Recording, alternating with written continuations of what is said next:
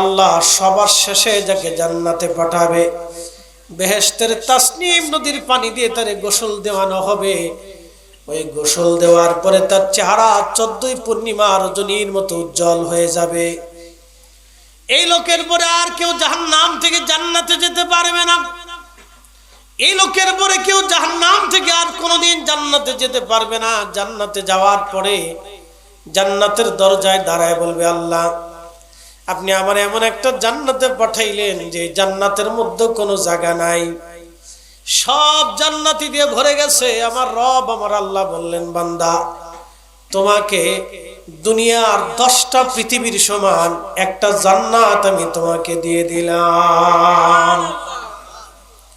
10টা পৃথিবীর সমান একটা জান্নাত আমি তোমার দিলাম। তোমার জীবনের যত গুনাহ আছে সব গুনাহগুলি নেকে পরিণত করে আমি নেকি দিয়ে দিলাম। সুবহানাল্লাহ বলবেন না? একসাথে জোরে বলেন সুবহানাল্লাহ। শুধু কোন কারণে? লা ইলাহা ইল্লাল্লাহু মুহাম্মাদুর রাসূলুল্লাহ সাল্লাল্লাহু আলাইহি ওয়াসাল্লাম, এই কালেমা, এই ঈমান মানার কারণে সে জীবনের শেষ সময় হলো বেহেশত যাইতে পারছে। এই জন্য ইল্লাল্লাযিনা আমানু, যারা ঈমান আনছে তারা ব্যতীত সব মানুষ ক্ষতিগ্রস্ত, ধ্বংস। ঈমান বড় দামি জিনিস। এই জন্য আল্লাহর রাসূল সাহাবায়ে কেরামকে বললেন, সাহাবীরা যদি তোমাকে কেটে কেটে টুকরা টুকরা করা হয় তারপরেও তুমি শিরিক করবে না। কারণ একবার যদি তুমি আল্লাহর সাথে শিরিক স্থাপন করে মুশরিক হয়ে কবরে চলে যাও, তাহলে জিন্দেগিতে কোনোদিন বেহেশতের যাওয়ার আর সুযোগ থাকবে না। অতএব তোমাকে যদি কেটে টুকরা টুকরা করে তারপরেও তুমি শিরিক করবে না, কত জটিল কথা। তাহলে ঈমান থাকলে একদিন না একদিন বেহেশতে যাওয়ার সুযোগ আছে। তো সবার শেষে যে বেহেশতে চলে গেল, জাহান্নামের দরজা বন্ধ, জান্নাতের দরজা বন্ধ। এরপরে রব্বুল আলামিন জান্নাত এবং জাহান্নামের মাঝখানে যে মৃত্যু আমাদের জীবনকে কেড়ে নিয়ে চলে যাবে, যেই মরণ আমাদেরকে দুনিয়ার স্বাদ থেকে বিচ্যুত করে কবরের স্বাদের জায়গায় নিয়ে চলে যাবে, ওই মরণটাকে আমার আল্লাহ দুম্বার আকৃতি দিয়ে জান্নাত এবং জাহান্নামের মাঝখানে মরণটাকে দুম্বার আকৃতি দিয়ে আমার আল্লাহ মরণটাকে জান্নাত এবং জাহান্নামের মাঝখানে আমার আল্লাহ জবাই দিয়ে দিবেন। যখন মৃত্যুটাকে আল্লাহ জবাই দিবেন, জান্নাতেরা ঘোষণা করে দেবেন, এ জান্নাতীরা, জাযাউহুম ইনদা রব্বিহিম জান্নাতু আদনিন তাজরি মিন তাহতিহাল আনহারু খালিদিনা ফিহা আবাদা। তোমার রবের পক্ষ থেকে তোমাদের জন্য একটা পুরস্কার আছে, একটা জান্নাত আমি আল্লাহ তোমাদেরকে দিয়ে দেব, যে জান্নাত থেকে কোনোদিন আর বের হবে না। খালিদিনা ফিহা আবাদা, চিরদিন তুমি সেই জান্নাতের মধ্যে থাকবা, চিরদিন তুমি সেই জান্নাতের ভিতরে থাকবা, কোনোদিন তুমি জান্নাত থেকে আর বের হবে না। জান্নাত আল্লাহ ঘোষণা দেবে, জান্নাতীরা, মৃত্যু থেকে হত্যা করা হয়েছে, আর কোনোদিন তোমাদের মরণ আসবে না। প্রিয় নবী বললেন, জান্নাতে আনন্দের রব পড়ে যাবে, জান্নাতে আনন্দের রব পড়ে যাবে। জান্নাতীরা বলবে, হে রব, আপনি আমাদেরকে উত্তম জাযা দিয়েছেন, কোনোদিন আর জান্নাত থেকে আমরা বের হব না। জাহান্নামের সমাজ সামনে দাঁড়ায় ঘোষণা হবে, জাহান্নামীরারে, কোনোদিন আর তোমাদের মৃত্যু হবে না, চিরদিন তোমরা জাহান্নামে থাকবা। তখন জাহান্নামের যারা থাকবে তাদের মতো ব্যথিত এবং চিন্তিত এবং শাস্তি আর জীবনে কোনোদিন জাহান্নামের এত শাস্তি পাবে না যে শাস্তি এই ঘোষণা দেওয়ার পরে জাহান্নামীরা পেয়ে যাবে। মাগুরাবাসী খুব মনোযোগ দিবেন, এই জাহান্নাম থেকে যদি নিস্তার পেতে হয় আমার আল্লাহ তৎপরবর্তীতে বললেন ওয়ামিলুস সালিহা, নেক আমল যারা না করবে, নেক আমল যারা না করবে তারা ধ্বংস, নেক আমল যারা না করবে তারা ধ্বংস। নেক আমল যে না করবে সে ধ্বংস, নেক আমল যে না করবে সে ধ্বংস। 2 নম্বরে আমার আল্লাহ বলেন নেক আমল যে না করবে সে ধ্বংস, অবশ্যই সে ধ্বংস হয়ে যাবে, ক্ষতিগ্রস্ত হয়ে যাবে, মহাকালের বিপত্তিতে পড়ে যাবে। আমরা যে দুনিয়ার সফর করতেছি, এই দুনিয়ার সফর শেষে আমাদের আরেকটা সফর আছে, এই সফরের নাম কবর। কবরের সফর শেষ হয়ে যাওয়ার পরে আমাদের আরেকটা সফর আছে, এই সফরের নাম হলো হাসর। হাসরের সফর শেষ হয়ে যাওয়ার পরে আমাদের আরেকটা সফর আছে, এই সফরের নাম হচ্ছে ফুলসিরাত। ফুলসিরাত শেষে আমাদের আরেকটা সফর আছে, এই সফরের নাম হচ্ছে জান্নাত। কোনদিন শেষ হবে না, কোনদিন এই সফর শেষ হবে না। তার মানে দুনিয়ার সফর শুরু, দুনিয়ার সফর শেষে মহাকালের আরেকটা সফর শুরু হবে। দুনিয়ার সফর শেষে মহাকালের একটা সফর, মহাকালের একটা সফর আসবে। এই সফরের শুরু হবে আর কোনদিন শেষ হবে না, শুরু হবে আর কোনদিন শেষ হবে না, শুরু হবে আর কোনদিন শেষ হবে না, শুরু হবে আর কোনদিন শেষ হবে না। খুব মনোযোগ দেন, যে দুনিয়ার সফর করতেছেন এটার পরে আরেকটা সফর আছে, মহাকালের সফর। কবরের সফর শুরু হবে, এই সফরের আর কোনো শেষ নেই। কবর থেকে হাসর, হাসর থেকে ফুলসিরাত, ফুলসিরাত থেকে বেহেশত, আর না হয় দোজখ। এই যে সফর, এই সফরের কোনো শেষ নেই। দুনিয়ার সফরে আপনার সহযোগী অনেক আছে, দুনিয়াতে আসছেন, মা আছে, দাদা আছে, নানা নানি আছে, আত্মীয় স্বজন আছে, বাবা আছে, খালা ফুফু নানা মামি চাচা চাচি, কতজন সফরে আছে। কিন্তু কবরের সফরে একা, হাসরের সফরে একা, ফুলসিরাতের সফরে একা। এই একাকী সফরের জন্য কি প্রস্তুতি নিছেন? বেশি ওয়াজ লাগবে না, শুধু এটা বুঝে যান কি প্রস্তুতি নিছেন। এই সফরের জন্য প্রস্তুতি কি আছে, কি এমন প্রস্তুতি গ্রহণ করে নিছেন যে প্রস্তুতি নিয়ে আল্লাহর কাছে দাঁড়ায় বলবেন রব আমি আপনার জন্য এই জিনিসটা নিয়ে আসছি। আল্লাহ জিজ্ঞেস করে বান্দা তোমাকে দুনিয়াতে পাঠাইছিলাম, তো পাঠাইছি তো তোমাকে কিয়ামতের জন্য, আমার জন্য তুমি কি নিয়ে আসছো, কি আনছো তুমি? তো জবাব কি হবে বলে? কোনো জবাব নাই। তো আখিরাতের এই লম্বা সফরের জন্য আপনার সামানা কি আছে, প্রচেষ্টা কি আছে, কি এমন নেক আমল আপনি করেছেন? কোন নেক আমল আমাদের জীবনে নাই, নাই কোন নেক আমল নাই, কোন নেক আমল আমাদের জীবনে নেই। কথা না বলি, কোন নেক আমল আমাদের জীবনে নেই। আবার বলি, কোন নেক আমল আমাদের জীবনে নেই। সাহাবীদের জিন্দেগি যদি তাকান, ওলিদের জীবনের দিকে যদি তাকান, তাহলে দেখবেন শুধু আমল আর আমল, শুধু আমল আর আমল। সাহাবী হযরতে সালমান ফারসি, আমার দিকে তাকান, সালমান ফারসি রাদিয়াল্লাহু তাআলা আনহু, তিনি ছিলেন আপনার ইরাকের গভর্নর। তখন তো খেলাফত ছিল, এখন তো ছোট ছোট দেশে দেশে পৃথিবী ভাগ হয়ে গেছে। তখন পৃথিবীতে কোনো ছোট দেশ ছিল না, বিরাট বড় দেশ ছিল। হযরত ওমর ছিলেন খেলাফতের প্রধান। বর্তমান Iran, Iraq, Oman, Yemen, Qatar, Kuwait, Dubai, Bahrain, Saudi Arab, Jordan, Syria, Lebanon, Libya, Tunisia, Algeria, Morocco, Sudan, মিশর, ফিলিস্তিন, এই বিরাট অংশের খলিফা ছিলেন হযরত ওমর।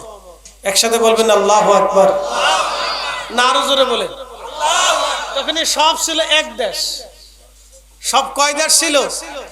এখন কতগুলি হয়েছে, বাপ রে বাপ, এখন আর দেশের শেষ নেই। এক এক দেশের এক এক আইন, এক এক দেশের এক এক বাদশা। এখন অনেক দেশ, তখন এক দেশ, এক রাজা, এক বাদশা। বাংলাদেশ ছিল নবাবীদের দখলে, সিরাজউদ্দৌলার দখলে। বাংলাদেশ, পশ্চিমবঙ্গ, বিহার, উড়িষ্যা দিয়ে বিরাট এক নবাবী আমল ছিল। কত বড় দেশ ছিল। এখন শেষ হয়ে ছোট্ট একটু খালে পরিণত হয়েছে। তার ভিতরে 18 কোটি মানুষ 2 দিন পর পর রাজনীতি নিয়ে পিটিপিটি। এই পিটিপিটি শেষ হচ্ছে না। স্বাধীনতার পর থেকে এই পর্যন্ত শুধু পিটিপিটি চলতেছে। কবে ছাতা শেষ হবে আমরা জানি না, তো যেদিন শেষ হবে সেদিন শান্তি আসবে। তো খুব মনোযোগ দেন। তো যেই কথা বলছিলাম আমরা সেদিকে ফিরে চলে যাই। হযরত সালমান ফারসি রাদিয়াল্লাহু তাআলা আনহু, তিনি ছিলেন ইরাকের গভর্নর। প্রত্যেক মাস শেষে উনি 6000 দিরহাম বেতন পাইতেন। 6000 টাকা। বলেন তো সেই সময়কার 6000 টাকা এখনকার দিনে কত হাজার টাকা? একের মিনিমাম হলো 6 কোটি টাকা। কি কথা ঠিক আছে কিনা? সেই দিনের 6000 দিরহাম এখনকার মিনিমাম 6 কোটি টাকা বেতন পাইতেন। কিন্তু ওনার ছিল কি জানেন? একটা পাগড়ি, একটা জুব্বা, একটা লাঠি, একটা পানির পাত্র কাঠের, আর একটা বাসন ছিল তাও কাঠের, আর আরেকটা ছিল জুব্বার উপরে আবা পড়তেন। অনেক সময় খতিব সাহেবরা দেখেন আবা পরে না, এটাকে কুর্তা বলা হয়। এই আবা ছিল, আর কিচ্ছু ছিল না, আর কিচ্ছু নাই, এইগুলোই শেষ। বলে টাকা কি করছে? যেই দিন বেতন পাইতেন সেই দিন সব ইরাকের গরিব মানুষের দাওয়াত করে এনে সব গরিব মানুষের ভিতরে বন্টন করে ভাগ বাটোয়ারা করে দিয়ে দিতেন। একসাথে বলবেন আল্লাহু আকবার। না হয় না আরেকটু জোরে বলেন, বুঝাইতেছি। তোনার ইন্তেকালের সময় গনাই গেছে, মারা যাবে। এখনকার মানুষ কি বইলে মরে? কথা বুঝেন নাই? এখনকার মানুষ মরার টাইমে বলার সুযোগ পায় না। আগে বাপ চাচারা মারা গেলে 3 দিন আগে বলতো, বাপরে আমার যাওয়ার সময় হয়ে গেছে, তোরা এই জমি জমা এটা সেটা ভাগযোগ করে নিস, বোনেরা ঠকাস না, এই করিস, তোরা এই কাজগুলি করিস, এটা করিস না। এখন আর ওসিয়ত নসিয়ত কিচ্ছু করার সুযোগ পায় না। বলে সকালবেলা চা খাই আসছে, বাড়ি আসার পরে সলিমুদ্দিন শীত হয়ে পড়ে, কাইতে পরে, ঢাবাত করে পরে, ঠেপাস করে পরে মরে গেছে। কি কথা ঠিক আছে? ঠিক আছে। আবু হানিফা রাহমাতুল্লাহ আলাইহি কাপড়ের ব্যবসায়ী ছিল, পৃথিবীর সেরা ইমাম হয়েছে। ইমাম আব্দুল্লাহ ইবনে মুবারক রাহমাতুল্লাহ আলাইহি আগে মদ পাইছিলেন, সারিন্দা বাজায় গান গায়ে বেড়াইতো। আমাদের দেশে কিছু 12টা পোলাপান আছে না, বাপের হোটেলে খেয়ে খালি গান গায়ে বেড়ায়, এরকম 12টা পোলাপান ছিল। আব্দুল্লাহ ইবনে মুবারক ফিকহের এমন কোন কিতাব নাই যে কিতাব ওনার নাম না আছে, এত বড় আলেম হয়েছিল। মারহাবা কর। কে বড় হবে আমরা জানি না। বিশের হাফি মদ খাইয়া পতিতালের ভিতরে পড়ে থাকতো, শেষ পর্যন্ত বিরাট ওলি হয়ে গেছে। মালিক ইবনে দিনার প্রথম জীবনে ট্যাক্স আদায়কারী ছিল, ঘুষ খাইতো, আর মদ খাইয়ে খেয়ে পড়ে থাকতো। শেষ সময় এত বড় ওলি হয়েছে যে বড় বড় ইমামরা তাদের জীবনের কিতাব লিখছে। একসাথে কোন মারহাবা। হাসান বসরি জীবনে সবার আগে স্বর্ণের ব্যবসায়ী ছিল, মণিমুক্তার ব্যবসা করতে ইরা জহরতে। একটা ঘটনার জীবন চেঞ্জ করে দিচ্ছে। তো কোন বাচ্চা কি হবে, কোন লোক কি হবে আমরা কেউ জানি না, ঠিক আছে না? কে কি হবে কেউ জানি না, বলতে পারবো না। তোরা আতিফলু রিজালুল মুস্তাকবিল, আজকে শিশু আগামীর ভবিষ্যৎ, বলার কোনো সুযোগ নেই। এই জন্য বাচ্চাদেরকে প্রায়োরিটি দিতে হয়, ওদেরকে মসজিদে আনতে হয়, মাহফিলে বসাইতে হয়, সালাম আর আদব কাদব শিখাইতে হয়। আমাদের নারীরা তো এখন কিছু শিখে না, ও 7 দিন বইরে মোবাইল টিপে, বাচ্চা খাইলো না মরে গেল কোন খবর রায় না। 7 আর ঘরের 7 আজনী একটা। এই বেডিগারে নিয়ে কি যে জ্বালার ভিতরে আছে, বাচ্চা মরে গেল না, না খেলো, দিন বইরে টিকটক দেখতেছে, কিচ্ছু মনে নেই। এই অবস্থা চলতে চাই, বলার কোনো ভাষা নাই। কালকে খবরে দেখলাম মার স্বামী আর স্ত্রী 2 জন ডিভোর্স হয়েছে, বাচ্চাটারে শিশু নিবাসে রাখছে। শিশু নিবাস, বুঝলে? মাও নেই না, বাপও নেই না। সুর আর কুত্তার চাইতে নিকৃষ্ট। জীবনে কুত্তাও এই চিন্তা কোনোদিন করে না। এক একটা কুত্তার 8টা বাচ্চা, শীতকালে দেখবেন না খেয়ে মরে যাবে, কিন্তু বাচ্চা ছাড়বে না। কি কথা কন না কেন? আর মানুষ নিজের সন্তানকে রেখে চলে যাচ্ছে, মেয়েও নেবে না, স্বামীও নেবে না, স্ত্রীও নেবে না, তো নিবে কেটা? এ হচ্ছে মানুষ। রাষ্ট্রের যদি আইন থাকতো, ঠিক মতো প্রয়োগ থাকতো, তাহলে জুতা দিয়ে বাইরে ওর বাপ মার 14 গোষ্ঠী উদ্ধার করার দরকার ছিল। কথা ঠিক আছে কিনা? জুতা চালানো তো জুতা চালান, বাটাম চালান, আমরা ফরিদপুরি ভাষাকে বাটাম চালাই, ওর বাটাম চালান দরকার, বাটাম চালান দেখবে সোজা করে দেওয়ার দরকার, ওর 14 গোষ্ঠী বাটাম চালান দিত হবে। এগুলি আইয়ামে জাহিলিয়াত দিন দিন আসতেছে। আল্লাহর নবী সিজদার মধ্যে পড়ে আছেন, হাসান আর হুসাইন দুইজন দৌড়ে আসছে। না প্রেসিডেন্ট, না প্রধানমন্ত্রী, না রাষ্ট্রপতি, না ইমামুল মুরসালিন, না রাহমাতুল লিল আলামিন, নাতি তো চিনে না, নানা কি জিনিস। নাতিরা দৌড়ে এসে নানার কাঁধের উপরে চড়ে বসে আছে। নানা রহমতের নবী সেজদা থেকে আর মাথা উঠায় না, সেজদার মধ্যে পড়ে আছে নানা। সাহাবীরা চিন্তায় পড়ে গেলেন, এত বড় সেজদা জীবনে কোনোদিন দেখি নাই, এত বড় লম্বা সেজদা নবীজি দিলেন। আল্লাহর নবী সেজদার মধ্যে পড়ে আছেন, হাসান আর হুসাইন দুইজন কাঁধের উপরে চড়ে আমার নবীজির থুতনির মধ্যে পা লাগাই দিয়ে চুল টেনে বসে আছে, উঠে না হাসান আর হুসাইন। নবীজিও সেজদা থেকে আর উঠে না। দীর্ঘ সেজদা, সাহাবীরা মনে করলেন নবী দুনিয়াতে নাই। আবার কেউ ভাবতেছে এত বড় লম্বা সেজদা, বোধহয় সেজদার ভিতরে কোরআন নাজিল হচ্ছে, সেজদার ভিতরে ওহী আসতেছে। দীর্ঘ সেজদা শেষ, নবীজি নামাজও শেষ করলেন। সাহাবীরা বিনয়ে জিজ্ঞেস করলেন, ইয়া রাসূলুল্লাহ, জীবনে এমন সেজদা কোনোদিন দেখি নাই, আপনাকে এত বড় লম্বা সেজদা দিলেন। নবীজি ডাক দিয়ে বললেন, সাহাবীরা রে, আমি যখন সেজদার মধ্যে ছিলাম, আমার হাসান আর হুসাইন আমার কাঁধের উপরে চড়ে বসেছিল। আমি যদি সেজদা থেকে উঠি, আমার হাসান আর হুসাইন কষ্ট পাবে, ব্যথা পাবে। আমি আল নবী চাই না আমার হাসান হুসাইন কষ্ট পাক, আমার আল্লাহ চাই নাই আমার হাসান আর হুসাইন দুইজন ব্যথা পাক। একবার জোরে বলা যাবে কি আল্লাহু আকবার? কিন্তু এই হাসান হুসাইনকে কষ্ট দিয়েছিল কিছু মানুষ, এই হাসান আর হুসাইনকে কষ্ট দিয়েছিল কিছু মানুষ।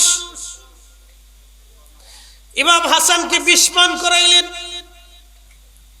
বিষ পান করাইলেন। তিনি মদিনাতুল মুনাওয়ারায় বিষের ক্রিয়ায় পুরো শরীরটা সবুজ হয়ে গেল। ওনার খুব সুন্দর চেহারার মানুষ ছিলেন। নবীজির যেমন চেহারা, ইমাম হাসানের চেহারা ছিল ওই রকম। এই জন্য নবী নাম রেখেছিলেন হাসান। সুন্দর নুরানি চেহারার অধিকারী ছিলেন। ইমাম হাসানকে দেখলে সাহাবীদের নবীর কথা মনে হতো, এত সুন্দর চেহারা আল্লাহ ওনাকে দিয়েছিলেন। ইমাম হাসানকে বিষ পান করানোর পরে হযরত ইমাম হাসান সবুজ হয়ে গেলেন। সাহাবীদেরকে বললেন, সাহাবীরা রে, আমার ভাই ইমাম হুসাইনকে একবার ডেকে নিয়ে আসেন, আমি আমার ভাইয়ের সাথে শেষ কথা বলতে চাই, ওসিয়ত করতে চাই। হযরত ইমাম হুসাইনকে ডেকে আনা হলো। ইমাম হুসাইন ভাইয়ের বুকের মধ্যে মাথা ঠেকায় ইমাম হুসাইন কাঁদতেছিলেন, বলতেছিলেন, ভাইজান, কে বিষ পান করাইছে, একটা বার আপনি তার নাম আমাকে বলে দিয়ে যান। ধৈর্যের কত বড় পাহাড় ছিলেন। ওয়াতাওয়াসাউ বিল হাক্কি ওয়াতাওয়াসাউ বিস সাবর, ধৈর্য থাকতে হবে। ধৈর্য যদি না থাকে তাহলে সে আল্লাহর দরবারে অসম্মানিত হবে। এই জন্য পৃথিবীর যত ওলি দেখবেন তারা ধৈর্যশীল ছিলেন। গালি দিলে উত্তর দিতেন না, মারলেও আঘাত তারা করতেন না, মারলেও আঘাত করতেন না, গালি দিলেও প্রতি উত্তর দিতেন না। তারা ছিলেন ধৈর্যের পাহাড়। ইমাম হাসান রাদিয়াল্লাহু আনহু ধৈর্যের পাহাড়। ডাক দিয়ে বললেন, ভাই আমার এই হত্যার ফয়সালাটা, শাহাদাতের ফয়সালা দুনিয়ার কারো কাছ থেকে আমি নিতে চাইতেছি না। আমার এই ফয়সালাটা আল্লাহর দরবারে রবের আদালতে ফয়সালা চাই।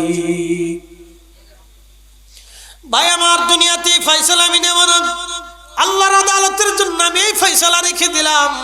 কে হত্যা করেছে আমাকে, কে বিষ পান করেছে আমি বলবো না, আমি বলেও যাব না, ফিতনা হবে। তবে তোমাকে ওসিয়ত করলাম, আমার শাহাদাত হয়ে যাওয়ার পরে আমার মন চায় আমার নানা রওজা মুবারকের পাশে যেন আমাকে দাফন করা হয়, আমার নানা রওজার পাশে যেন আমার দাফন করা হয়, আমার নানার রওজা শরীফের পাশে যেন আমার দাফন করা হয়। আমি চাই আমার নানা রওজা মুবারকের পাশে আমি ঘুমাবো। আমি জানি আমার নানা রওজা মুবারকের পাশে যদি আমাকে শোয়ানো হয়, কবর খনন করা হয়, একদল মানুষ এসে বাধা দিবে এবং তারা আমার শান্তি বিশৃঙ্খলা বাঁধাবে। হুসাইন, তুমি যদি দেখো আমার নানার রওজা মুবারকের পাশে কবর খনন করতে গেলে মানুষেরা বাধা দেয়, তাহলে বুঝবা এখানে আর তুমি আমাকে কবরস্থ করিও না। কারণ আমি চাই না নানা যেই জমিনে ঘুমাইতেছে সেই জমিনে রক্তপাত হোক, মারামারি হোক, খুন হোক। আমি চাই না তোমরা আমাকে নিয়ে আমার মা সাইয়্যিদাতুন নিসাই আহলিল জান্নাহ ফাতেমার কবরের পাশে আমাকে দাফন করে দিও।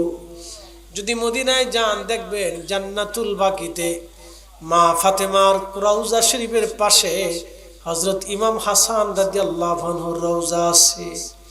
মা আর ছেলে চিরনিদ্রায় বেহেশতের বাগানে ঘুমিয়ে আছেন। মা আর কলিজার টুকরা সন্তানকে নিয়ে মা ঘুমিয়ে আছেন। ইমাম হাসান শহীদ হয়ে গেল। হযরত ইমাম হুসাইন সাহাবীদেরকে ডাকলেন, মদিনার মানুষ আসলো। এসে ইমাম হুসাইন নসিহতের কথা বললেন। সবাই আল্লাহর নবীর রওজা মুবারকের পাশে আবু বকর, ওমর, উসমান, ওমরের কবরের পাশে কবর খনন করার জন্য যখন মাটি খুঁড়তে লাগলেন, তখন মারওয়ান ইবনে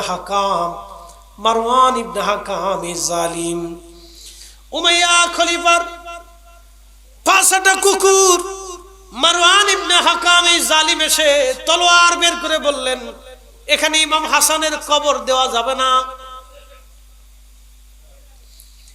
এখানে ইমাম হাসানের কবর দেওয়া যাবে না।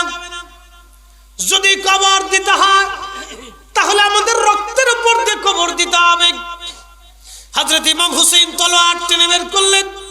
শত শত মদিনার মানুষ তলোয়ার টেনে বের করলেন। যুদ্ধ বেঁধে যাবে, যুদ্ধ বেঁধে যাবে, প্রচন্ড রক্তক্ষয় এখন হবে। কারণ ইমাম হুসাইন যদি বলেন যে যুদ্ধ শুরু, সারা মদিনায় রক্তক্ষয়ী সংঘর্ষ হবে। কি বুঝলেন? ইমাম হাসানকে যারা নবীর রওজা মুবারকের পাশে কবর দিতে দেয় নাই, তারাও কিন্তু ওই মসজিদে নামাজ পড়তো। এরা মুনাফিক। কথা বলেন ঠিক না বেটে?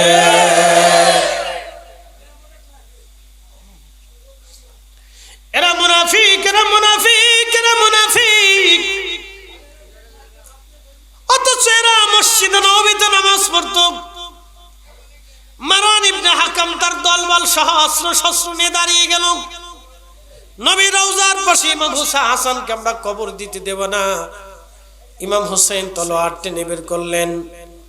সমস্ত মদিনার মানুষ অস্ত্র শস্ত্র নিয়ে রেডি হয়ে গেলেন। ইমাম হাসানকে নবীর রওজার পাশে কবর দিতে দেবে না এমন দুঃসাহস কার আছে? আজকে জীবন দিব, কিন্তু ইমাম হাসানকে নবীজির রওজা মুবারকের পাশে দাফন করব। বন্ধু আমার, মনোযোগ দিবেন। ঠিক ওই সময় আবু হুরায়রা রাদিয়াল্লাহু আনহু দৌড়ে আসলেন। দৌড়ে এসে ইমাম হুসাইনের হাত চেপে ধরে বললেন, আওলাদে রাসূল, আপনার শরীরে প্রিয় নবীর রক্ত প্রবাহিত হচ্ছে, আমরা জানি। আপনার ভাইয়ের শরীরে নবীজির রক্ত প্রবাহিত হচ্ছে, আমরা জানি। আপনারা আওলাদে রাসূল, আপনাদেরকে আল্লাহ পবিত্র করে দিয়েছেন, মহা সম্মান আল্লাহ দিয়েছেন, আখিরাতের বিরাট মর্যাদা আল্লাহ আপনাদেরকে দিয়েছেন।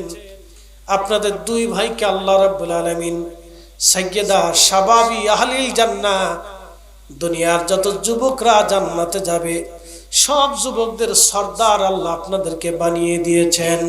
একবার জবান খুলে বলা যাবে কি আল্লাহু আকবার। মাগুরাবাসী হযরতে ইমাম হুসাইনকে ডাক দিয়ে বলেন, আপনার কি সেই ওসিয়তের কথা মনে নাই? ইমাম হাসান কিন্তু আপনাকে ওসিয়ত করেছিলেন, যদি বাধা দেওয়া হয় আপনি যেন এই জমিনে রক্তপাত না করেন, কারণ আপনার নানা রহমতের নবী ঘুমায় আছে এই জমিনে আপনার নানা ঘুমিয়ে আছেন। যদি কোনোদিন আপনাদের মদিনাতুল মুনাওয়ারা রওজা পাকে যাওয়ার সুযোগ হয়, তাহলে রওজা মোবারকে যাবেন, সালাম দিবেন। মনে রাখবেন আপনার নবী আপনার সালাম শুনে, কারণ তিনি হায়াতুন নবী, আপনাকে দেখে। নবীজি রওজা মোবারকের পাশে যে সালাম দিবেন, দুইটা চোখের পানি ছেড়ে দিয়ে বলবেন, ইয়া রাসূলুল্লাহ, সুদূর জমিন থেকে ৬০০০ মাইল পথ অতিক্রম করে আপনার কদমে আসছি। হুজুর, আমি আপনার দরজার মেহমান, আর আপনি হলেন আমার মেজবান। জানি রহমতের নবীর দরজা থেকে কোনো মেহমানকে নবী কখনো তাড়িয়ে দেন নাই। আমি আপনার কদমে মেহমান হয়ে আসছি ইয়া রাসূলুল্লাহ। হাসরের ময়দানের গোলাম হিসেবে আপনি আমাকে কবুল করে নেন ইয়া রাসূলুল্লাহ। ইয়া নবী আল্লাহ, আপনি আমাকে ক্ষমা করে দেন, আপনার উম্মত হিসেবে কবুল করে নেন। কঠিন মেহশরের হাসরের ময়দানের সুপারিশ আমাকে নসিব করেন, আপনার সুপারিশ দিয়ে আমাকে। আল্লাহর নবী বলেন, মান যারা কবরি ওয়াজাবাত লাহু শাফাআতি ইয়াউমাল কিয়ামা। হাযা হাদিসুন হাসান। হযরত ইমাম তাকিউদ্দিন সুবকি হাদিসটাকে হাসান বলেছেন। শিফাউ সাকামের মধ্যে তিনি লেখেন, নবীজি বলেছেন, আমার উম্মতের আরে যে ব্যক্তি আমার জিয়ারতে এসে আমাকে সালাম দিয়ে আমার পাশে দাঁড়িয়ে আমার জিয়ারত করবে, কিয়ামতের ময়দানে তাকে সুপারিশ করে জান্নাতে নিয়ে চলে যাব, আমার জন্য ওয়াজিব হয়ে যাবে। একটা জবান বন্ধ থাকবে না, জোরে বলেন আল্লাহু আকবার। তোমারই ইনাম শুনিলাম এই চোখে দেখলাম না, তোমারই ইনাম শুনিলাম এই চোখে দেখলাম না। এই সুর যদি শুনে থাকো একবার খাবে সোনাম। এই সুর যদি শুনে থাকো একবার দেখা দাও না। হে রাসূল, তোমায় ভালোবাসি অন্তরে, শুধু মুখে নয়, জান্নাতের আশায় নয় হে রাসূল। জাহান্নাম কেউ ডরি না, জাহান্নাম কেউ ডরি না। হযরত আবু হুরায়রার কথা, ইমাম হাসান হুসাইন রাদিয়াল্লাহু আনহু নিবৃত হলেন। তিনি তলোয়ার ঢুকিয়ে ফেলে বললেন, আমার সাথীরা তলোয়ার যার যার স্থানে রেখে দাও, যুদ্ধ হবে না। আমার বড় ভাই ওসিয়ত করেছিলেন, এইখানে যদি দাফনে বাধা আসে তাহলে আমার জননী মা মায়ের রওজা মুবারকের পাশে যেন আমার ভাইকে দাফন করা হয়। কেঁদে কেঁদে নিজের ভাইটাকে নিয়ে হযরত ইমাম হাসানকে মার কবরের পাশে দাফন করা হলো। এই উম্মত ইমাম হাসানকে ছেড়ে দেয় নাই, এই উম্মত ইমাম হুসাইনকে ছেড়ে দেয় নাই। কারবালা পর্যন্ত তাকে নিয়ে যাওয়া হলো। আমার রাসূল বলেন, হালাকাত উম্মতি আলা ইয়াদাই গিলমাতিন মিন কুরাইশ। সহিহ বুখারীর কিতাবুল ফিতানে নবী বললেন, আমার উম্মতেরা রে, আমার উম্মতের কুরাইশ বংশের এক যুবকের মাধ্যম দিয়ে আমার উম্মত ধ্বংস হয়ে যাবে। হযরত আবু হুরায়রা হাদিস খানা শুনলেন। এই হাদিসের তাহকিকে ব্যাখ্যার ভিতরে ইমাম হযরত আসকালানী ফাতহুল বারী শারহে বুখারীর মধ্যে তিনি লিখতেছেন, হযরত আবু হুরায়রা বাজারে বাজারে যাইতেন আর দোয়া করতেন, আল্লাহুম্মা লা তুদরিকনি সানাতুস সিদ্দিন ওয়ালা ইমারাতুস সিবিয়ান, আল্লাহুম্মা লা তুদরিকনি সানাতুস সিদ্দিন, আল্লাহুম্মা লা তুদরিকনি সানাতুস সিদ্দিন ওয়ালা ইমারাতুস সিবিয়ান।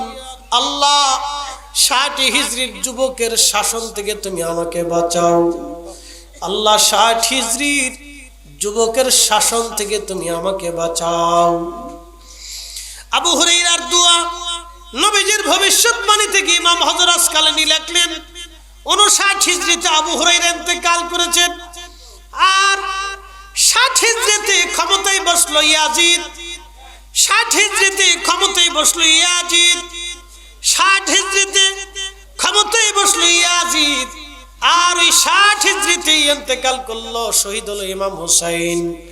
তার মানে বোঝা গেল ইমাম হযরত আসকালানী বললেন, হাদিসের ভাষা আবু হুরায়রার দোয়া থেকে বোঝা যায় ওই লানত প্রাপ্ত যুবকের নাম ইয়াজিদ। ইয়াজিদ, অতএব ইয়াজিদের নামে দোয়া করা যাবে না। যারা ইয়াজিদের নামে দোয়া করবে ওরাও মুনাফিক। কথা বলেন ঠিক কিনা? যারা ইয়াজিদের নামে দোয়া করবে ওরা মুনাফিক, ওর জন্য দোয়া করা যাবে না। লানাতুল্লাহি আলাই, আল্লাহর উপরে লানত বর্ষণ করুক, ওর দুনিয়াও শেষ আখিরাতেও শেষ। ইয়াজিদের জন্য কোনো দোয়া করা যাবে না, সাবধান, কোনো দোয়া ওর জন্য করা যাবে না।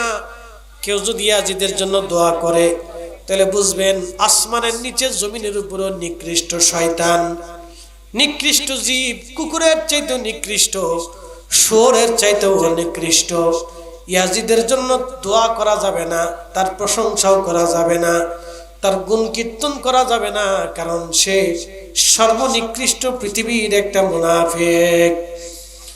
আল্লাহ বললেন, আমার আল্লাহ বললেন, ওয়ালিল্লাহিল ইজ্জাতু ওয়ালিরাসূলিহি ওয়ালিল মুমিনিনা ওয়ালাকিন্নাল মুনাফিকিনা লা ইয়ালামুন। ও আমার নবী, আমি আল্লাহর ইজ্জত, আপনি রাসূলের ইজ্জত, ওলিয়ে কামিলের ইজ্জত যারা বুঝে না, ওয়ালাকিন্নাল মুনাফিকিন, যারা মুনাফিক, যাদের অন্তরে নেফাক আছে, যাদের অন্তরে নেফাক আছে, যাদের অন্তরে নেফাক আছে, তারা নবীর ইজ্জত বুঝে না, আল্লাহর ইজ্জত বুঝে না, আহলে বাইতের ইজ্জত বুঝে না, সাহাবীদের ইজ্জত বুঝে না, ওলিদের ইজ্জত বুঝে না, সালিহিন, সিদ্দিকিন, শুহাদা, উলামা, আউলিয়া, আতকিয়া, নবী আলাইহিমুস সালাম, এদের ইজ্জত যারা বুঝে না, ওয়ালাকিন্নাল মুনাফিকিন, তারা মুনাফিক, তারা মুনাফিক। ইন্নাল মুনাফিকিনা ফিদ দারকিল আসফালি মিনান নার, মুনাফিকদের জায়গা জাহান্নামের সর্বনিকৃষ্ট জায়গা, মুনাফিকরা জাহান্নামের নিকৃষ্ট জায়গায় থাকবে। অতএব ইয়াজিদকে যারা পছন্দ করবে তারা মুনাফিক, মারওয়ান ইবনে হাকামের জন্য যারা দোয়া করবে তারা মুনাফিক, মারওয়ান ইবনে হাকামের জন্য যারা দোয়া করবে তারা মুনাফিক, ইয়াজিদের জন্য যারা দোয়া করবে তারা মুনাফিক, এবং ইমাম ইয়াজিদের পক্ষ যারা নিবে তারা মুনাফিক। আল্লাহ রাসূলের ইজ্জতকে যারা ছোট করে দেখে তারা মুনাফিক, নবীজির সম্মানকে যারা ছোট করে বলে তারা মুনাফিক, সম্মানের বিরুদ্ধে যারা দাঁড়ায় তারা মুনাফিক, তাদেরকে যারা সাহায্য করে তারা মুনাফিক, তাদের পক্ষ যারা নেয় তারা মুনাফিক। কে কথা বলেন না কেন? যারা বলে এরা কি মুনাফিক? আল্লাহর ভাষায়, আমার ভাষায় না, কোরআনের ভাষায় তারা মুনাফিক। আমাদের কারো ভাষা না, এটা কোরআনের ভাষা। লা তাবদীলা কালিমাতিল্লাহ, সেটা এমন এক ভাষা, কোনো পরিবর্তন নেই। প্রিয় মাগুরাবাসী মনোযোগ দিবেন, হযরত ইমাম হুসাইন রাদিয়াল্লাহু আনহুকে কারবালার ময়দানে নির্মমভাবে তাকে শহীদ করা হলো। লম্বা আলোচনা যাব না, শুধু রাসূল তাকে কেমন ভালোবাসতেন একটু মুক্তাসার জীবনী ঘটনা থেকে শুনে যান। আহা, ইমাম হুসাইন যেদিন কারবালায় শহীদ, এই তো মুহররম আসতেছে, 10ই মুহররম, এই দিন তাকে শহীদ করা হলো। ওনাকে শহীদ করার পরে ওনার মাথা মোবারক থেকে দেহ মোবারক আলাদা করা হলো। ছুরি দিয়ে কেটে পোড়া মাথা মোবারক আলাদা করা হলো, পোড়া দেহ মোবারক আলাদা করা হলো। দেহের ভিতরে যে বল্লম ছিল, বর্ম ছিল, হযরত আমির হামজা সাইয়্যিদুশ শুহাদা রাদিয়াল্লাহু আনহু যেই বর্ম পরে উহুদে শহীদ হয়েছিলেন, ওই বর্মটা উত্তরাধিকার সূত্রে ইমাম হুসাইন পেয়েছিলেন। ওই বর্ম তিনি গাইছিলেন। প্রিয় নবীর নানার দেওয়া সবুজ একটা পাগড়ি ছিল, এই সবুজ পাগড়িখানা তিনি মাথায় বেঁধেছিলেন। বাবার দেওয়া জুলফিকার তলোয়ার খানা তিনি হাতে নিয়েছিলেন, যেই তলোয়ার দিয়ে বাবা আলী শেরে খুদা আলী খাইবরের দুর্গ বিজয় করেছিলেন, ওই তলোয়ার খানা তিনি হাতে নিলেন। যুদ্ধের পোশাক পরে জিহাদের ময়দানে উপনীত হলেন। ওনাকে শহীদ করা হলো। শহীদ করে দেওয়ার পরে আহারে ওনার দেহ থেকে মাথা আলাদা করা হলো, পবিত্র দেহর ভিতর থেকে জুব্বা খুলে ফেলে দেওয়া হলো, বস্ত্রহীন করে ওনার শরীরকে থেকে বস্ত্র আলাদা করে ফেলে দিয়ে ওনাকে মাটির মধ্যে ফেলে দেওয়া হলো। মাটির ভিতরে কারবালার ধুলাবালির মধ্যে শোয়াই দেওয়া হলো। ইমাম ইবনে কাসির আল বেদায়ের মধ্যে লেখেন 70টা যুদ্ধের ঘোড়াকে তারা সিরিয়াল করে 70 জন সাহাবী ঘোড়ার পিঠের উপরে চড়ে হযরত ইমাম হুসাইন রাদিয়াল্লাহু আনহুর দেহ মোবারকের উপরে ঘোড়া দাবড়াইতে লাগলো। ঘোড়ার পায়ের আঘাতে আঘাতে দেহ মোবারক ছিন্ন বিচ্ছিন্ন হয়ে যাচ্ছিল, গোশত চামড়াগুলি খসে খসে পড়তেছিল।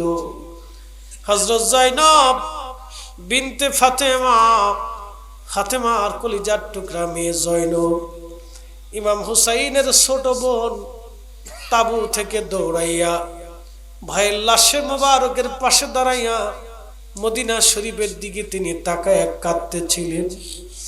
ইমাম ইবনে কাসির কিতাবে লেখেন তিনি কেঁদে কেঁদে নবীকে ডাকতেছিলেন, ইয়া মুহাম্মদ, ইয়া মুহাম্মদ, ইয়া রাসূলুল্লাহ, ইয়া মুহাম্মদ, ইয়া হাবিবাল্লাহ। নবীজি তাকায় দেখেন যাদের গায়ে মাছি মশা আপনি কখনো বসতে দেন নাই, যারা কান্না করলে আপনি নানার সহ্য হয় নাই, যারা ক্ষুধার্ত থাকলে আপনি পাগলের বেশে দৌড়ে আসতেন। ইয়া রাসূলুল্লাহ, যারা কাঁদলে তুমি নানার সহ্য করতে পারো না, আজ তোমার হুসাইনের শরীর মোবারকের উপরে তারা ঘোড়া দাবড়াইতেছে, ছিন্ন বিচ্ছিন্ন হয়ে যাচ্ছে তার শরীর। কারবালার পোবালি বাতাস, কারবালার ধুলাবালিগুলি তাদের শরীরে ছড়িয়ে দিচ্ছে। ইয়া মুহাম্মাদ, ইয়া রাসূলুল্লাহ, ইয়া হাবিবাল্লাহ।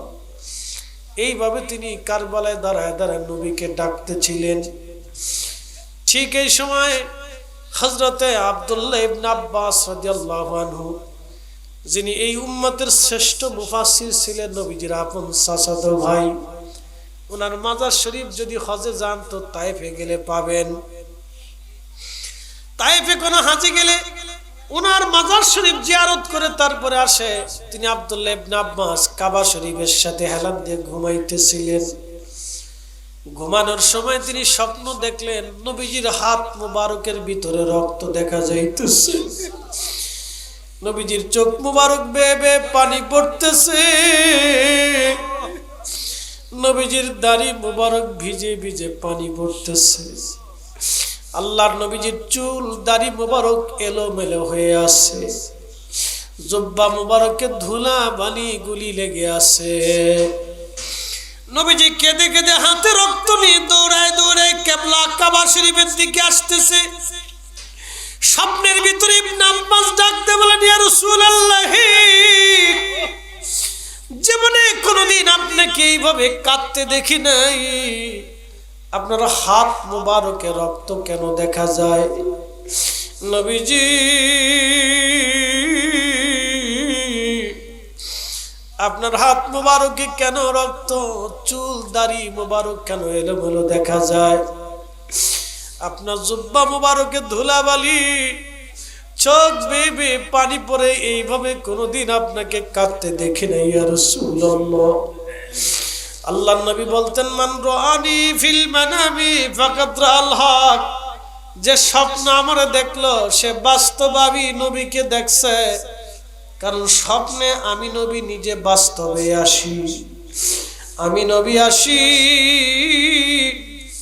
আমি নবী নিজে আসি, আমি নবী নিজে এসে তোমাদের সাথে সাক্ষাৎ করি।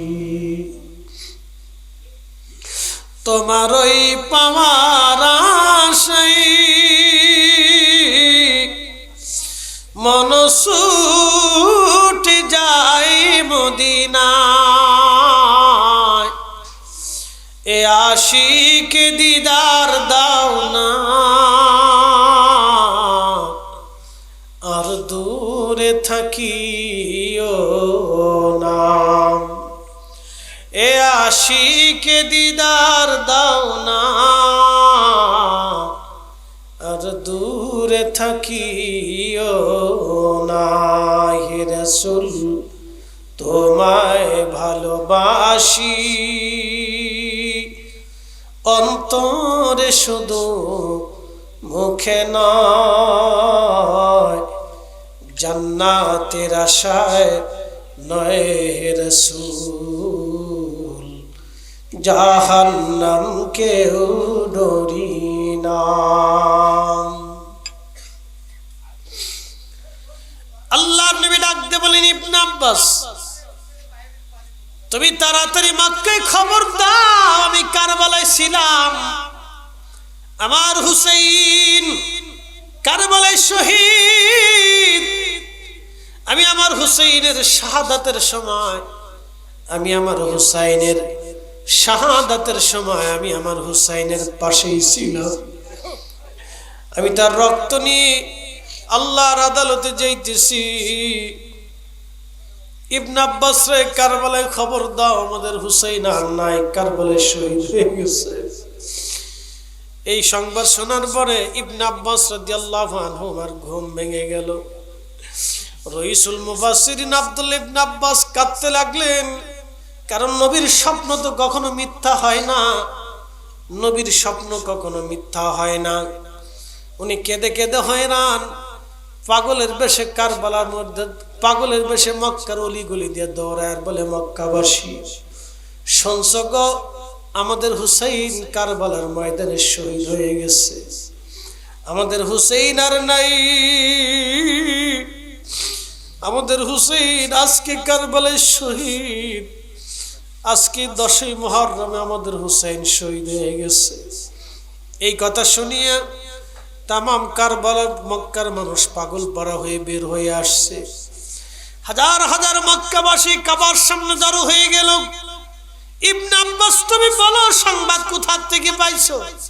বলে আমি কাবার সাথে হেলান দিয়ে ঘুমিয়ে পড়েছিলাম, স্বপ্নের ভিতরে দেখি নবীজি রক্তমাখার শরীর নিয়ে দৌড়ায় দৌড়ে আসতেছে। নবীকে জিজ্ঞেস করার পরে নবী বলেন, আমাদের হুসাইন নাকি কারবালায় শহীদ। আল্লাহর নবী তার শাহাদাতের সময় পাশেই ছিল, নবীজি তার রক্ত নিয়ে আল্লাহর আদালতে যাইতেছে। মক্কাবাসী আমরার হুসাইন আর নাই, আমাদের হুসাইন কারবালায় শহীদ হয়ে গেছে। সারা মক্কায় কান্নার রোল পড়ে গেল, হারে আমাদের নয়নমণি কলিজার টুকরা আজকে নাই, আহারে কুফাবাসী ইরাকবাসী তোমরা কি করলা? ইমাম হোসেন কারবালায় শহীদ, আল্লাহর নবী তাকে দেখার জন্য কারবালায় উপস্থিত হয়েছিলেন। মেয়ে কবরে আন্ধেরি মে ঘাবরাউঙ্গা জব তন্হা, ইমদাদ মেরি করনে আজান রাসূলুল্লাহ। এর অর্থ হলো, এ রাসূল কবরের জিন্দেগিতে যখন আমাকে নামানো হবে, কঠিন ওই কবরে আমি ঘাবড়ায় যাব, একা হয়ে পড়ব, কেউ আমার আর আপন হবে না। হুজুর সেই দিন আপনি আমারে কোলে তুলে নিয়েন, কবুল করে নিয়েন, আর আপনি আমার কবরে এসে আমাকে দেখা দিয়েন। মে कब्रे अंधेरी में घबराऊंगा जब तन्हा इमदाद मेरी करने आज़ान रसूल अल्लाह इमदाद मेरी करने आज़ान रसूल अल्लाह रोशन रोशन मेरी तुर्बत को लिल्लाह जरा करुणा जब वक्त नजर आए आका दीदार अता करुणा दीदार अता करुणा दीदार अता करुणा दीदार अता करुणा।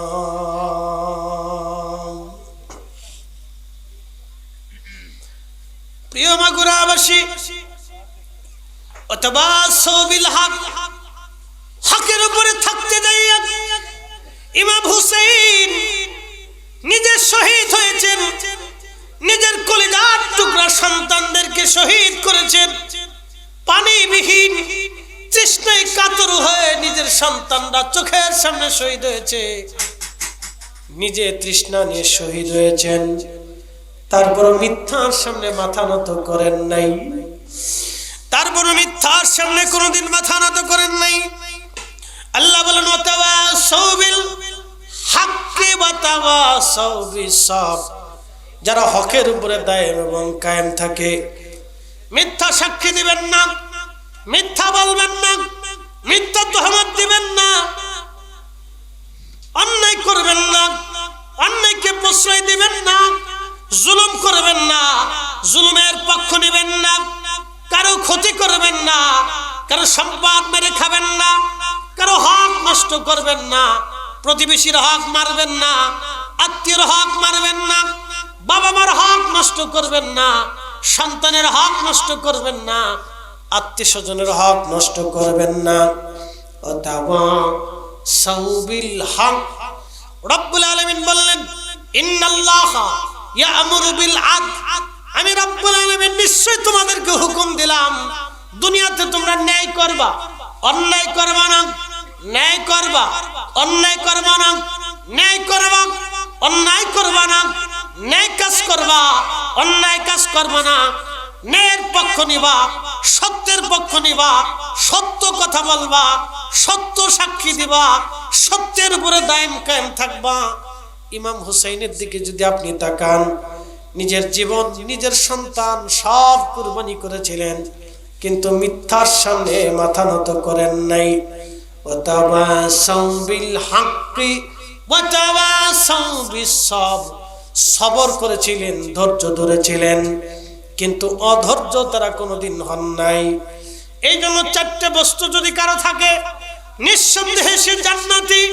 এক নম্বর ইন্নাল্লাযীনা আমানু, দুই নম্বর ওয়া আমিলুস সালিহা, এক নম্বর ঈমান।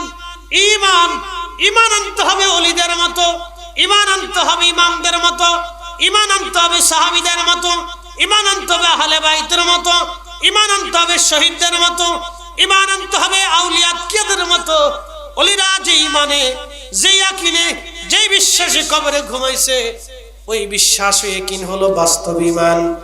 ওলিরা যে বিশ্বাসে আল্লাহর ওলি হয়েছে, ওলিরা যে আমলে আল্লাহর ওলি হয়েছে, ওলিরা যেই গানে, যে ইয়াকিনে, যে ঈমানে, যে বিশ্বাসে ওলি হয়েছে, ওই বিশ্বাস আমাদের প্রয়োজন। সাবধান সাবধান বলে দিয়ে যাচ্ছি, বিশ্বাস, ইয়াকিন, আকীদা বিশুদ্ধ যদি না থাকে তাহলে কোনোদিন আপনি জান্নাত খুঁজে পাবেন না। সেই আকীদার নাম আহলুস সুন্নাহ ওয়াল জামাত। আহলুস সুন্নাহ ওয়াল জামাত, আহলুস সুন্নাহ ওয়াল জামাত, আহলুস সুন্নাহ ওয়াল জামাত ওয়া আমিলুস সালিহা, নেক আমল। নবী যে আমল করেছেন সে আমল আপনি করবেন, যে আমল করার জন্য নির্দেশ দিয়েছেন সে আমল করবেন, যে আমল করার জন্য নবীজির মনসম্মতি আছে সে আমল করবেন। মা তাকুমুর রাসূলু ফাখুযু, নবী যেটা করেছেন, করার অনুমতি দিয়েছেন, মনসম্মতি দিয়েছেন, নবী নিজে করেছেন, করার অনুমতি দিয়েছেন, মনসম্মতি দিয়েছেন, তোমরা সেটা করো। ওমা নাহাকুম আনহু ফান্তাহু, নবী করেন নাই, করার অনুমতি দেন নাই, অথবা মনসম্মতিও দেন নাই, তুমি সেটা ছেড়ে দাও। নবী করেন নাই, করার অনুমতি দেন নাই, মনসম্মতি দেন নাই, তোমরা সেটা ছেড়ে দাও, ছেড়ে দাও, ছেড়ে দাও, ছেড়ে দাও, ছেড়ে দাও। এটার নাম আমিলুস সালেহা, নেক আমল, নেক আমল। ওয়াতাওয়াসাউ বিল হক, হকের উপরে প্রতিষ্ঠিত থাকা, হকের উপরে দায়েম কায়েম থাকা।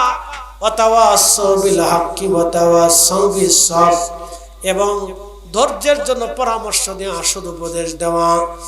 নিজে হকের উপরে থাকতে হবে, হকের উপরে থাকার জন্য পরামর্শ দিতে হবে, নিজে ধৈর্য ধরতে হবে এবং ধৈর্য ধরার জন্য পরামর্শ দিতে হবে। আল্লাহ আমাদের তৌফিক দান করুন। আওয়াজ তুলে জোরে বলেন আমিন। জবান খুলে দেন, মহব্বতে আওয়াজ তুলে পড়েন আল্লাহুম্মা সাল্লি আলা মাওলানা মুহাম্মদ ওয়া আলা আলি সাইয়্যিদিনা।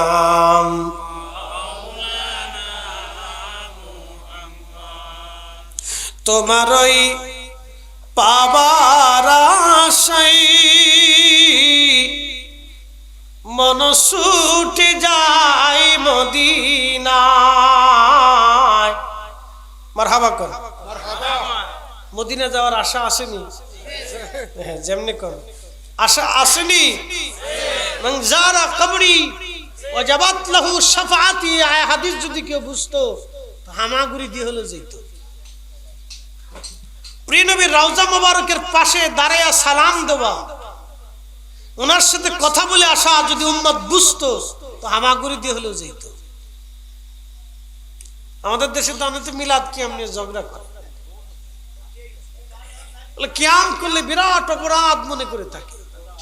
এই লোকটা বুঝে না, অবুঝ, তাজিম বুঝে না। আমি আপনাদেরকে বুঝাই, বেশি লম্বা না, রাত 12টা বেজে গেছে, দোয়া করে দিই। কিয়াম হয়ে গেছে, আমাদের আর কাজ নেই, শুধু দোয়া করা। এরপর তাবারক খাবেন, চলে যাবে। বিশ্ববিখ্যাত ইমাম আছেন ইমাম মালিক ইবনে আনাস। মসজিদে নববীর ভিতরে 4 জন ইমামের নাম লেখা আছে, দেখবেন। যদি কোনোদিন যান আমি ওর সাথে গেলে দেখাই দিব। 4 জন ইমামের নাম আছে। প্রথম নাম আল্লাহর, তারপর আল্লাহ রসুলের। আল্লাহ এবং নবীর নাম পাশাপাশি থাকলে যারা শিরিক মনে করে, তাদের যদি কলিজায় সাহস থাকে তাহলে ওইখান থেকে যেন নাম কেটে দিয়ে আসে। শয়তান কোথাকার, শয়তানের দেশ ভরে গেছে একবার। বিরাট বড় বুজুর্গ আলাইহিস সালাতু ওয়াস সালাম, ফেটের ভিতরে বোমা মারলে পায়খানা ছাড়া কিচ্ছু নেই। আল্লাহর নাম, আল্লাহ রসুলের নাম, তারপরে আহলে বাইতুন নবীর নাম, আশারে মুবাশশারা, খুলাফায়ে রাশিদা, এরপরে কিছু মুহাদ্দিস সাহাবীর নাম লেখার পরে প্রথম নাম ইমাম নুমান বিন সাবিত রাদিয়াল্লাহু তাআলা আনহু।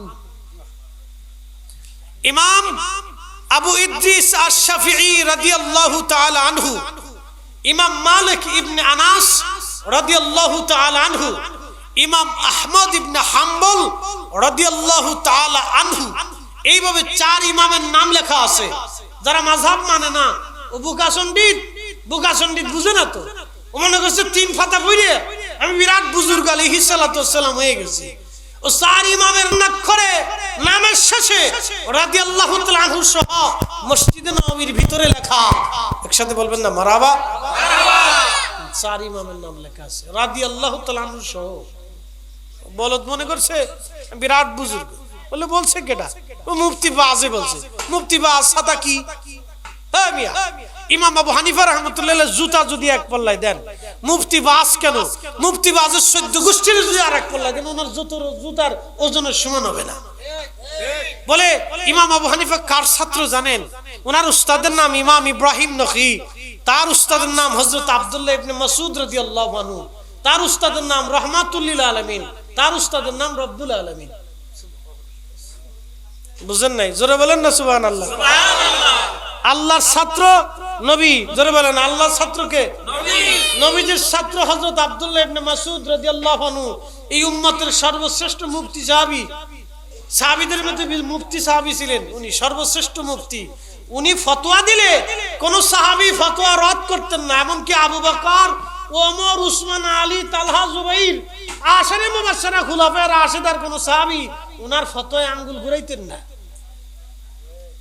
আর আব্দুল্লাহ ইবনে আব্বাস তাফসীর করলে দুনিয়ার কোন সাহাবী উনার তাফসীরের উপরে কোন তাফসীর করতেন না, বলে উনি যা তাফসীর করছে এটাই সঠিক। মারহাবা কর। তার মাজার হলো তায়েফে, তায়েফে গেলে ওনার মাজার জিয়ারত করে হাজিরা আসে। আব্দুল্লাহ ইবনে মাসউদের ছাত্র ইমাম ইব্রাহিম নখী, তার ছাত্র আমাদের মাযহাবের ইমাম আবু হানিফা রাহমাতুল্লাহ আলাইহি। তো কই ইমাম আবু হানিফা, কই মুফতি বাস, কই মুফতি উসাইমিন, কই ওই সেটা আলমানি সালবানি, মিয়া কোথায় জুতার কালি আর কোথায় লিয়া কোথায়, কি পাগলের দেশে বাস করি। মনে করছে সৌদির গ্রান্ড মুফতি বিদে বড় হুজুর নাকি। বড় হুজুর তো মানুষ চিনে না যে বড় হুজুর কেডা, বুঝে যাবেন আপনারা। অতএব ইসলাম নিতে হলে, দিন নিতে হলে ওনাদের কাছে ফিরে যেতে হবে। আমরা নিত্য নতুন কোন হুজুরের কাছ থেকে দিন নিতে চাই না, আমরা দিন নিব চার ইমাম থেকে। কি কথা কন না কেন? দিন নিব কয় ইমাম থেকে? চার ইমাম থেকে আমরা ইলম নিব, বাকি কারো কাছ থেকে আমরা ইলম নেব না। কি কথা কন না, জোরে বলেন। কয় ইমাম থেকে নিব? চার ইমাম। তরিকা নিব চারজনের কাছ থেকে, হানাফি, দুঃখিত, কাদেরিয়া, চিশতিয়া, নকশবন্দিয়া, মুজাদ্দিদিয়া। তরিকা নিব চারটে থেকে, আর ইলম নিব চার ইমাম থেকে, হানাফি, শাফি, মালিকি, হাম্বলি। আর আকীদা বিশ্বাস নিব দুই ইমাম থেকে, ইমাম আশআরী, ইমাম মাতুরিদি। যদি আকীদার ইলম নিতে চান তাহলে আশআরী, মাতুরিদি। আর যদি ফিকহের ইলম নিতে চান তো হানাফি, শাফি, মালিকি, হাম্বলি। তরিকার ইলম নিতে চাইলে কাদেরিয়া, চিশতিয়া, নকশবন্দিয়া, মুজাদ্দিদিয়া। বাকি কারো কাছ থেকে আর দরকার নেই, বাকি যার ভিতরে ঢুকবেন সব আওলা জল হয়ে গেছে। আল্লাহ আমাদেরকে বুঝার তৌফিক দান করুন, জোরে বলে না আমিন। সূক্ষ্ম কথা আপনাদেরকে কিছু কথা বলে দিয়ে গেলাম, এগুলি আপনারা সবসময় নলেজে রাখবেন। ভ্রষ্টতা আসবে, আমার থেকে সুন্দর চেহারা, অনেক ইলমধারী, অনেক শিক্ষিত, লেখাপড়া করে আসার পরে আপনাকে শেষ করে দিবে, ও নিজেও বুঝে না। আপনাদেরকে একটা প্রশ্ন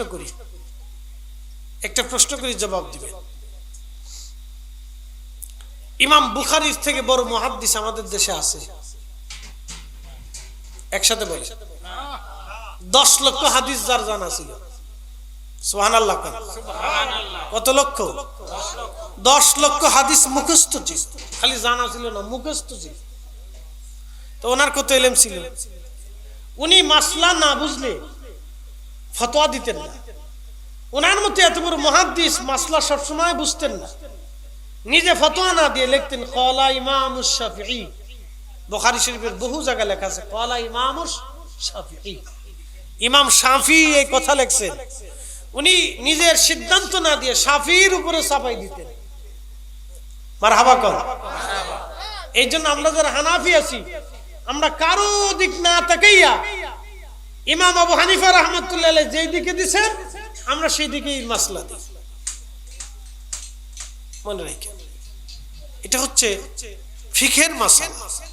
আর যারা তরিকা নিছেন, আমরা নকশবন্দিয়া, মুজাদ্দিদিয়া, জোরে বলেন নকশবন্দিয়া, মুজাদ্দিদিয়া, জোরে বলেন নকশবন্দিয়া, মুজাদ্দিদিয়া।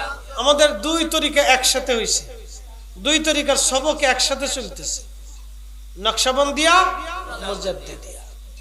ইমাম বাহাউদ্দিন নকশবন্দ বুখারী উজবেকিস্তানের বুখারা, আর মুজাদ্দিদ আল ফেসানি সরহিন্দি ভারতের পূর্ব ফজ্জা। দুইটা তরিকা এক হইছে।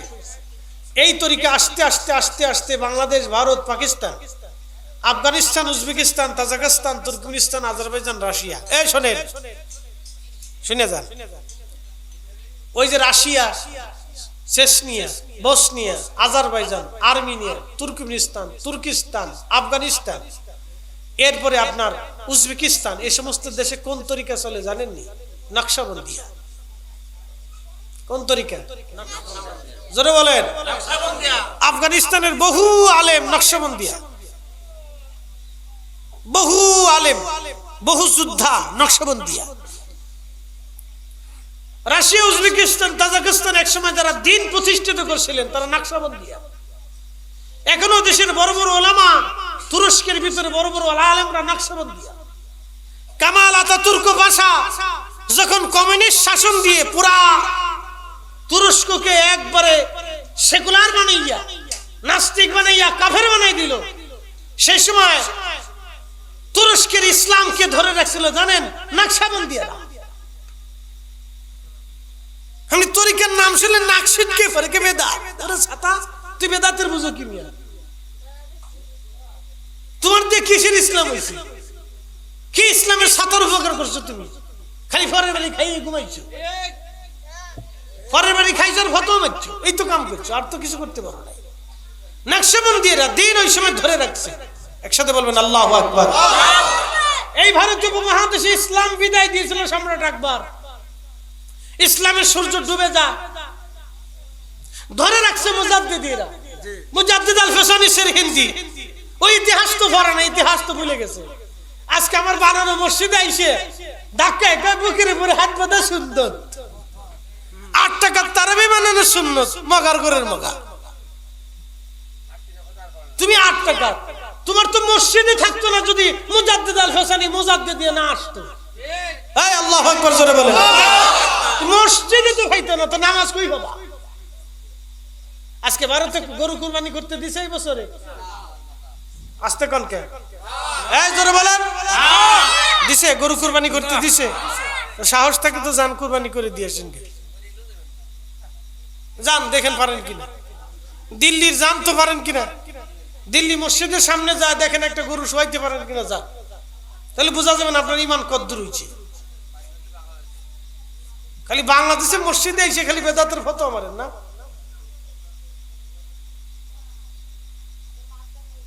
ভারত থেকে মুসলমানদেরকে বিতাড়িত করতে চেয়েছিল সম্রাট আকবর। ওর স্ত্রীর নাম ছিল যোধা না কি যেন, এক হিন্দু বেডির বিয়ে করছিল।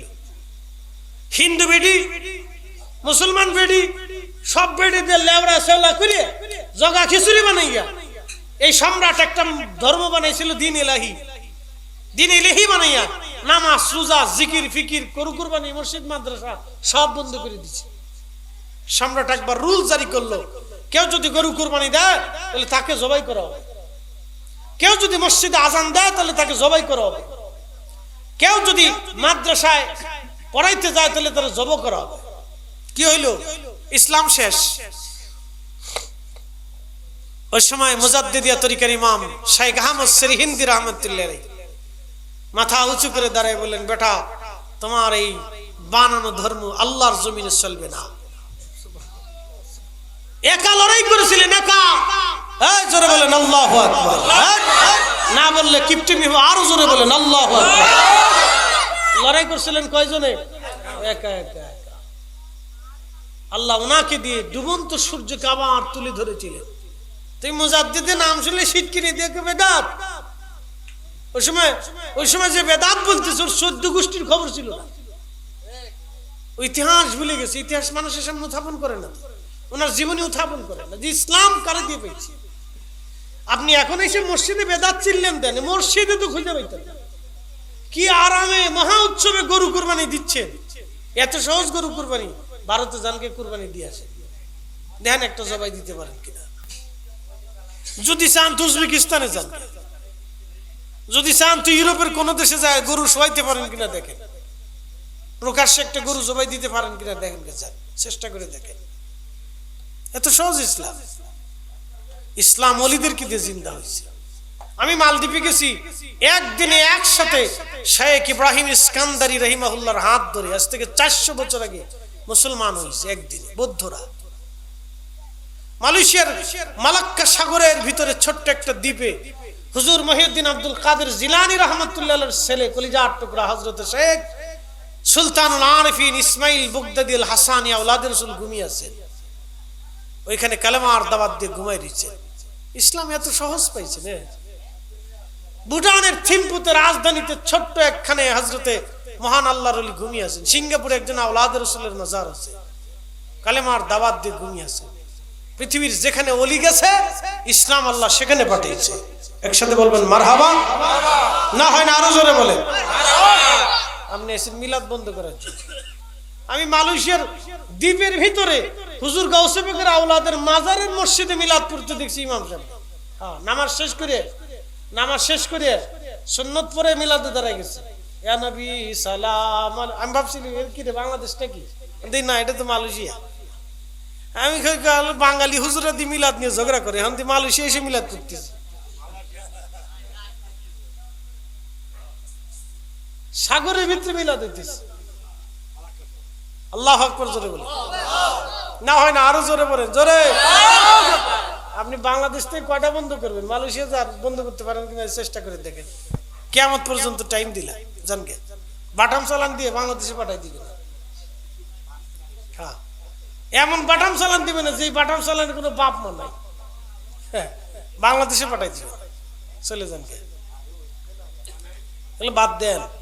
ইসলাম যাদেরকে দিয়ে পাইছি তারা আমাদের শ্রদ্ধার পাত্র, মহব্বতের পাত্র। কথা ঠিক আছে কিনা? আমরা তাদেরকে ভালোবাসি। নকশবন্দিয়া মুজাদ্দিদিয়া, জোরে বলেন নকশবন্দিয়া মুজাদ্দিদিয়া। তো সেই তরিকার মুরিদ হয়ে আপনারা খুশি না বেজার? বেজার কি হয়েছে না তুষা করেন? ঠিক আছে, খুশি হলে খুশির উপরেই থাক। আজকে বিদায় ইনশাআল্লাহ, খুশির উপরে থাক। আজকে বিদায়, আর কথা বাড়াবো না। অনেক কিছু জানলেন, অনেক কিছু জানাইলাম, জানার দরকার। তাহলে নকশবন্দিয়া মুজাদ্দিদিয়া এ আকাবিররা ইসলামের অনেক বড় উপকার করছে। কথা বলেন ঠিক কিনা? তাহলে ওনাদের বাহিরে আমরা কোনো যাব না। কি কথা ঠিক আছে কিনা? ওনাদের বাহিরে আমরা যাব না। কে বেদাত বলুক না সাদাত বলুক সেটা ওনার ইচ্ছা। কে পড়ুক না পড়ুক সেটা তার ইচ্ছা। কে মোনাজাত মানুক না মানুক সেটা তার ইচ্ছা। কেউ দুরুদ মিলাদ পড়ুক না পড়ুক সেটা তার ইচ্ছা। কারণ বান্দা বহু আছে নামাজই পড়ে না, জোর করে কি পড়ানো যায়? অনেকে আছে রোজা রাখে না, জোর করে রাখা যাবে? তাহলে আমরা তো জোর করার কিছু নাই, আমরা জোর করবো না। যার ইচ্ছা পড়বে। আমার দোয়ার দরকার আমি পড়বো, আমার নবীর দরকার আমরা মিলাদ দোয়া দুরুদ পড়বো। কথা ঠিক আছে কি? আল্লাহ আমাদেরকে ওলিদের পথে কবুল করুক, জোরে বলে না আমিন। আস্তাগফিরুল্লাহ রাব্বি মিন কুল্লি যামবি ওয়া আতুবু ইলাইহি লা হাওলা ওয়ালা কুওয়াতা ইল্লা বিল্লাহ লা হাওলা ওয়ালা কুওয়াতা ইল্লা বিল্লাহ লা হাওলা ওয়ালা কুওয়াতা ইল্লা বিল্লাহ। শেষ ওয়াজ আমার, শেষ ওয়াজ। এটার ভিতরে কি আছে? চা। এর জন্য বলেন এটার ভিতরে কি আছে? যদি আমি চা পান করি, হালাল না হারাম? হালাল। কথা ঠিক আছে না? যদি এর ভিতরে এক ফোঁটা পেশাব ছেড়ে দেওয়া হয়, যদি গোসল না ছাড়ে, হারাম না? যদি আমি খাই, আমার ওয়াজ শুনবেন আর মোনাজাত দেবেন আমার সাথে। এখন আমি চিন্তা করলাম, আপনাদেরকে বললাম ভাই আমি ওই ভারতের হরিয়ানা প্রদেশ থেকে বড় বড় গরুর মুত আনছি, যেই মুত মোদি খায়, ভারতের প্রধানমন্ত্রী মোদি যে মুত খায় ওই মুত আমি আনছি। আপনারা কদ্দুর খান আর আমি কদ্দুর খাই, খাবেন? আস্তে খান, খান, জোরে বলেন খাবেন? তাই এত বড় প্রধানমন্ত্রী মুত খায়, গরুর মুত খায়, আপনি খাবেন না? বাপরে বাপ, কেমনে খায় ওরা? কি পাগলের দেশ! গরুর মুত খায়, ও আর কিছু পাইল না, ওর কপালে মুতই আছে। তো খুব মনোযোগ দেন। আনার পরে দিলাম, তো আপনারা কেউ খাবেন না, কারণ কি? হারাম। আচ্ছা গেল। এই পানিটুকুন আপনারা খাবেন না বলে এর পানির সাথে পেশাব মিশছে, এটা যেরকম হারাম, মনে রাখবেন সুদের, ঘুষের, অন্যের জমি মেরে দেওয়া টাকা দিয়ে, সেই টাকা দিয়ে চা কিনে খাওয়া এরকম। এইবার আস্তে করলেন ব্যাপারটা, জোরে বলেন, আরো জোরে, আরো জোরে। ওই টাকার শরবত কিনে ইফতার করলে রোজা শেষ। জোরে বলেন রোজা শেষ, জোরে বলেন রোজা শেষ, আরো জোরে বলেন রোজা শেষ। এবার রোজা বাংলাদেশে কয়জনেরা হিসাব করেন?